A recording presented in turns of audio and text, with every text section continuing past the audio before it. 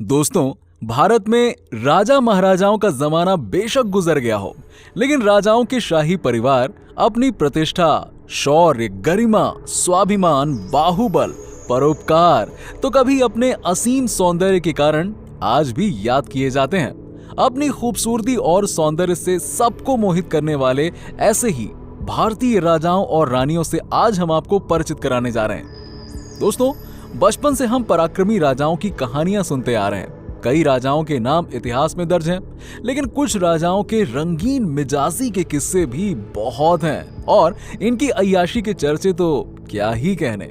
अपने ही दरबार के दासियों के साथ रासलीला हो या किसी दूसरे राजा की रानी पर नजर हो, ऐसे ही अय्याश राजाओं के बारे में कई सारे किस्से सुनने और पढ़ने को मिलते हैं। सबसे पहले चलिए हम बात करते हैं पटियाला रियासत के महाराजा भूपिंदर सिंह के बारे में। इनके कारनामे जानकर किसी का भी दिमाग चकरा जाएगा।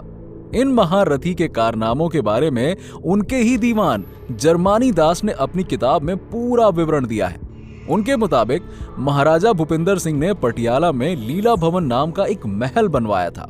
कई लोग इसे रंगरलियों का महल भी कहते हैं। महल का एक खास कमरा महाराजा के लिए सुरक्षित था। उस कमरे की दीवारों पर चारों तरफ ऐसे चित्रों की भरमार थी जिसमें महिला पुरुष प्रेम की रासलीला खेलने में लिप्त हैं। महल के बाहर एक स्विमिंग पूल भी बनवाया गया था। ये पूल इतना बड़ा था कि करीबन 150 महिला और पुरुष एक साथ नहा सकते थे। इसी स्विमिंग पूल में शानदार पार्टियां होती थीं, जहां खुलेआम लोग अय्याशी करते थे। अक्सर महाराजा पार्टियों का नियोजन करते थे, जहां वो अपनी प्रेमिकाओं के साथ तो खुलेआम इश्क फरमाते हुए देखे जा सकते थे। महाराजा महारानी नामक किताब जो बेस्ट सेलर रह चुकी है, इस किताब में महाराजा की रंगरलियों के बारे में खुलकर लिखा गया है। महाराजा भूपिंदर सिंह का जन्म 12 अक्टूबर 1891 को हुआ था। इन्होंने 38 सालों तक राज किया। इनके बारे में कहा जाता है कि उन्होंने 10 से भी ज्यादा शादियां की। उनके करीबन 88 बच्चे थे। मशहूर पटियाला पैग भी तो राजा भूपिंदर सिंह की ही देन है, जिसे आज भी लोग बेहद पसंद करते हैं। अब बात करते हैं मुगल बादशाह शाहजहां के बारे में। लोग ताजमहल को प्यार के प्रतीक के तौर पर ही याद करते हैं। हालांकि ताजमहल लगातार बच्चों को जन्म देने की वजह से मुमताज की हुई मौत का भी गवाह है। मुमताज की मौत 14वें बच्चे को जन्म देने के बाद हो गई थी। उनकी मृत्यु 39 साल की उम्र में हो गई थी, क्योंकि वो शाहजहां के दिल के बहुत ही करीब थी और मुगल बादशाह उनकी खूबसूरती का कायल था। इसीलिए शाहजहां ने मुमताज के अलावा किसी और पत्नी से बच्चे पैदा ही नहीं किए। लगातार बच्चों को जन्म देने की वजह से उन्हें कई गंभीर समस्याएं हो गई थी और फिर उनकी आखिरकार मौत हो गई। मुमताज की मौत के बाद शाहजहां ने अपने कजिन से शादी कर ली। मुमताज की मौत के बाद उसने करीबन 8 और शादियां की। चलिए दोस्तों, अब शाहजहां के बाद बात करेंगे भरतपुर के महाराज किशन सिंह के बारे में। भरतपुर के महाराज किशन सिंह अपने विचित्र शौक के लिए भी जाने जाते थे। उन्होंने 1 या 2 शादी नहीं, बल्कि उनकी 40 संगिनियां थीं। जी हाँ, उनके शाही शौकों के बारे में तो क्या ही कहें। सुनेंगे तो आप हैरान रह जाएंगे। किताब महाराजा में किशन सिंह के जिंदगी से जुड़े कई वाक्यों का जिक्र किया गया है। किशन सिंह को तैराकी का बहुत शौक था। अपने शौक को पूरा करने के लिए वो किसी भी हद तक जा सकते थे। महाराजा किशन सिंह ने गुलाबी संगमरमर वाली एक झील बनवाई और उसमें उतरने के लिए चंदन की लकड़ियों वाली सीढ़ियां बनवाई। चंदन की 20 छड़ियां इस तरह से रखी गई थी कि राजा एक छड़ी पर आराम से खड़े हो सकें। उनके स्वागत में उनकी पत्नियां निर्वस्त्र सीढ़ियों पर खड़ी रहती थीं। सभी रानियां अपने हाथों में एक मोमबत्ती लिए रहती थीं। इसके अलावा प्रकाश के सभी स्रोत बंद कर दिए जाते थे। अपने हाथों में मोमबत्तियां लेकर ये रानियां नृत्य किया करती थीं। जिसकी मोमबत्ती सबसे अंत तक जलती रहती थी, उसे राजा के साथ रात्रि बिताने का मौका मिलता था। दोस्तों, अब बात करते हैं राजा फिरोज शाह तुगलक के बारे में। फिरोज शाह तुगलक ने अपनी प्रेमिका गुजरी के लिए इसका निर्माण करवाया था। इसीलिए इस शाही महल को गुजरी महल भी कहा जाता है।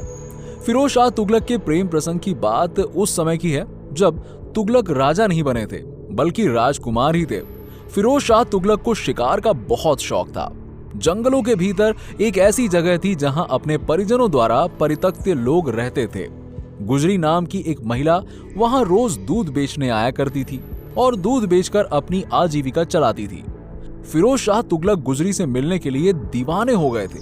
जल्द ही वो उसकी प्रियतमा बन गईं और जब उसने अपने दिल्ली दरबार में एक सम्मानजनक पद का प्रस्ताव दिया उन्हें, तो उसने इनकार कर दिया। इसीलिए फिरोज शाह तुगलक ने उससे मिलने के लिए हिसार शहर में एक किले का निर्माण करवाया और अपने लिए गुजरी महल बनवाने का आदेश भी दे दिया। दोस्तों, भारत में ना धन कुबेरों का नाम लेते ही टाटा, बिरला और अंबानी के नाम याद आते हैं। यहाँ तक कि धनवान कहने के लिए आम बोलचाल में लोग टाटा, बिरला तक कहते रहते हैं, लेकिन हकीकत में तथ्य कुछ और ही हैं। चलिए हम बात कर रहे हैं हैदराबाद के निजाम मीर उस्मान अली के बारे में। जी हाँ, जो कि महज 25 साल की उम्र में निजाम बने थे। 1886 में पैदा हुए खान का 80 साल की उम्र में यानी कि 1967 में निधन हुआ था, जो अपने समय के सबसे अमीर आदमी थे। गजब के अमीर थे ये। कहते हैं किसी को रईसी बताने का शौक होता है तो कोई अपनी अमीरी को दिखाता है। हैदराबाद के निजाम की कुल संपत्ति अमेरिका की कुल अर्थव्यवस्था का 2% थी। इसी के चलते टाइम्स पत्रिका ने सन 1937 में उनकी फोटो अपनी मैगजीन कवर के पेज पर लगाई थी। स्कॉटलैंड और इंग्लैंड को मिला दें, उससे भी बड़ी उनकी रियासत थी। भारत की इस सबसे बड़ी रियासत के शासक और आखिरी निजाम जीते जी दुनिया के सबसे अमीर व्यक्ति थे। निजाम की रईसी का आकलन इसी बात से लगा सकते हैं कि वो 20 करोड़ डॉलर, जो लगभग 1340 करोड़ रुपए की कीमत वाले डायमंड का इस्तेमाल पेपर वेट के तौर पर किया करते थे और महल के सिर्फ झूमर से धूल झाड़ने के लिए 38 नौकर काम किया करते थे। निजाम के अपने पैलेस में करीबन 6000 लोग काम किया करते थे, जबकि मौजूदा दौर में नई दिल्ली स्थित राष्ट्रपति भवन में महज 1500 लोगों का ही स्टाफ काम करता है। भारत राजा रानियों का देश है। यहाँ के इतिहास में कई ऐसी रानियों के बारे में जानकारियां मिल जाएंगी जिनका जीवन बहुत ही खास रहा है। रॉयल जिंदगी का शौक रखने वाली जयपुर की एक ऐसी ही रानी थी जिनका नाम था गायत्री देवी। 23 मई को उनका जन्मदिन होता है, इसीलिए हम आपको उन्हीं के जीवन से जुड़ी कुछ ऐसी बातें बताएंगे जो बहुत ही खास हैं। रानी गायत्री देवी का जन्म लंदन में हुआ था। महारानी गायत्री देवी का पालन पोषण एक शानदार महल में हुआ था, जहां हर वक्त लगभग 500 नौकर उनके आगे पीछे काम किया करते थे। महारानी गायत्री देवी का नाम दुनिया की 10 सबसे खूबसूरत महिलाओं की लिस्ट में फेमस मैगजीन वोग में शामिल हुआ था। लग्जरी कारों और शिकार का शौक रखने वाली महारानी गायत्री देवी ने महज 12 साल की उम्र में चीते का शिकार किया था। जयपुर के राजा मानसिंह के साथ उनकी शादी हुई और वो राजा मानसिंह की तीसरी पत्नी थी। जयपुर के राजा मानसिंह से उनकी मुलाकात एक पोलो ग्राउंड में हुई और दोनों के बीच प्यार की शुरुआत वहीं से हुई थी। जिस वक्त गायत्री देवी की शादी हुई थी उस वक्त उनकी उम्र महज 21 साल थी। लेकिन जीवन में एक वक्त इतना बुरा आया जिसके बाद उनकी पूरी जिंदगी ही बदल गई। हालांकि साल 1970 में गायत्री देवी के पति राजा मानसिंह का देहांत हो गया, जिसका उन्हें गहरा दुख लगा। इसके बाद साल 1997 में उनके बेटे की भी मौत हो गई। बेटे की मौत के बाद महारानी गायत्री देवी बिल्कुल अकेली पड़ गईं। इस घटनाक्रम के बाद महारानी गायत्री देवी की भी तबीयत खराब रहने लगी और किडनी की बीमारी होने की वजह से साल 2009 में उनका भी देहांत हो गया। दोस्तों, दुनिया में भारत ही एक ऐसा देश है जहां पर राजा महाराजाओं का शासन हुआ करता था। राजा के साथ साथ उनकी रानियों के भी बहुत से किस्से आज भी हमें सुनने को मिलते हैं। आज हम आपको एक और ऐसी महारानी के किस्से के बारे में बताने जा रहे हैं जिन्हें एक जमाने में देश की सबसे सुंदर महिला माना जाता था। दरअसल आज हम आपको जिस रानी के बारे में बताने जा रहे हैं वो है बिहार की महारानी इंदिरा देवी, जो कि जयपुर की महारानी गायत्री देवी की मां थी। कहा जाता है कि महारानी इंदिरा देवी को बहुत ही ज्यादा सजने संवरने का शौक था। उन्होंने 20वीं सदी की सबसे फेमस और इटली की एक जानी मानी जूता निर्माता कंपनी साल्वातोर फेरोगेमो को 100 जोड़ी जूते और सैंडल बनाने का ऑर्डर दिया था। आज भी इस कंपनी के लग्जरी शोरूम पूरी दुनिया में है। महारानी इंदिरा देवी बड़ौदा राज्य की राजकुमारी थी। बाद में उनका विवाह कूच बिहार के महाराजा जितेंद्र नारायण से हुआ।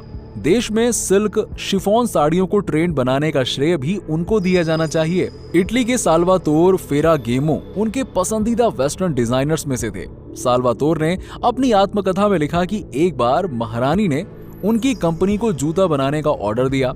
इसमें एक ऑर्डर इस तरह की सैंडल बनाने का था जिसमें हीरे और मोती जड़े हों। उन्हें ये हीरे और मोती अपने कलेक्शन में चाहिए थे, लिहाजा उन्होंने ऑर्डर के साथ हीरे और मोती भी भेजे थे। दोस्तों, इन अय्याश राजा और रानी के अलावा भी हमारे इतिहास में बहुत से पराक्रमी राजा भी हुए हैं और उनके पराक्रम को आज भी हम याद रखते हैं। पर ये कुछ ऐसे राजा और रानी थे जिन्होंने अपनी अय्याशी की सारी हदें पार कर दी। वैसे आपका इनके बारे में क्या कहना है? भारत के इन राजा और रानी के शौक के बारे में हमें नीचे कमेंट करके जरूर बताइए कि आप क्या सोचते हैं। अगर आपको वीडियो पसंद आया हो तो वीडियो को लाइक करें, शेयर करें और हमारे चैनल को सब्सक्राइब कर लें। मिलते हैं आपसे नेक्स्ट वीडियो में, तब तक के लिए नमस्कार।